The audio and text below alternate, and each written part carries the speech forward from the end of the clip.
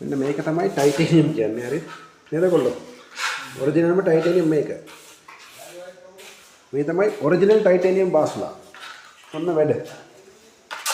ඕන් ටයිටේනියම් මේක මොකද්ද පස් කෝඩ් එකද මොකද්ද? ඔව් මේ පස් කෝඩ් එක දැන් තමයි ටයිටේනියම් කියන එක හරියටම ඔන්න වැඩේ කරන් යන්නේ දැන් තමයි. ඔව්. මේක ටයිටේනියම් දන්න දිබාස්ලා කරාම මෙහෙම තමයි ටයිටේනියම් කියලා හොරබොරු වංචා කරන එන්නේ වංචාව කරන කට්ටියට තමයි මේක පෙන්නන්නේ මම මේ. ඔව්. මේ තමයි නියම ටයිටේනියම් කරන විදිහ.